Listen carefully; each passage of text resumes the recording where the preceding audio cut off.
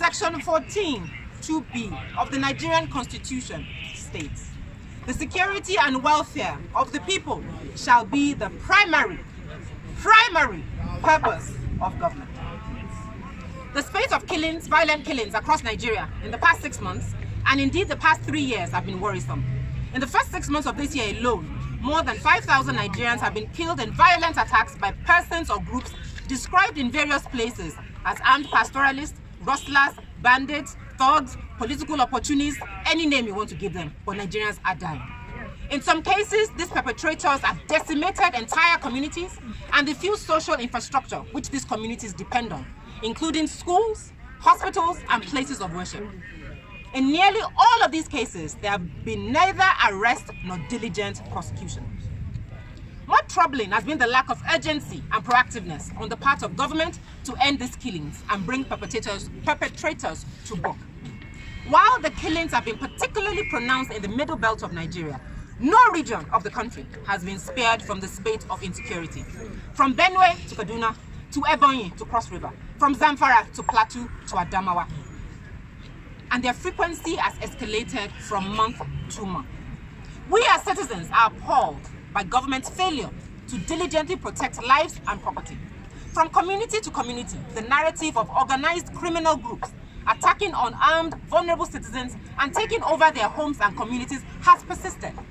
Without doubt, the festering impunity has emboldened these attackers who continue to expand their dragnet and the effrontery with which they attack these communities. While our government claims that it is doing its best and encourages us to pray under the circumstances, hundreds of Nigerians are being killed each week. When President Muhammad Buhari took the oath of office on May 29, 2015, he vowed, among other things, to fill his constitutional mandate of ensuring the protection and safety of Nigerians. It was on that occasion that he made the profound statement, "I belong to everyone, I belong to no one." However, he and his service chiefs have managed to send the terrifying message that Nigerian lives are cheap and can be surrendered as collateral damage in the game of numbers and political domination. More importantly, they are, by their inactions and unguarded statements, compromising the territorial integrity of our great nation. Treason. As Nigerians, we denounce this nonchalance and demand accountability of our government. Specifically, we demand the following. Number one, the Nigerian government must account for every life lost. Yes. Amnesty International has a figure. Council on Foreign Relations have their figure. Journalists have their figure. It is the responsibility of the federal government to account for every Nigerian lost, document them, their sisters, their mothers, their brothers, their uncles, their children. They are not just numbers, 40 days today, 50 days tomorrow, 100 people killed in Plateau. No, we want to know their names. We want to know who they were and what they were with their lives. We need to humanize them. Number two, the deployment of security resources across the country, particularly to communities vulnerable to these attacks. Considering the hefty budgetary allocations assigned to security by both state and federal government, the claim of a lack of resources will be an unacceptable excuse. Yes. I think it's particularly important in light of the recent protests by police officers. Now, if people who are employed to protect us are now saying, oh, we can't help you, we don't have money to eat, how do I get up in the morning to go to work? Exactly. So if that is a problem, what are Nigerian citizens supposed to feel if they don't have the resources to protect us? Number three, ensure that the scales of justice are balanced.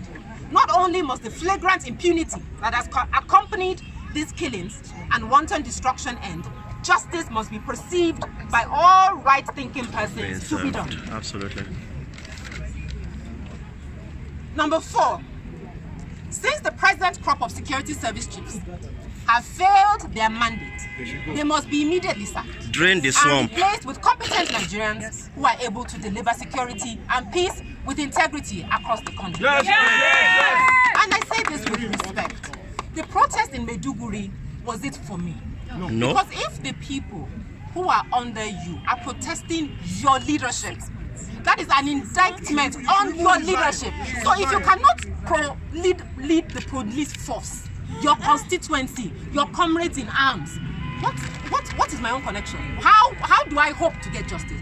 So, and we use that for all of them. The IG of police one is a particularly clear example that his own constituents have indicted him. So Nigerians, I say, we follow them.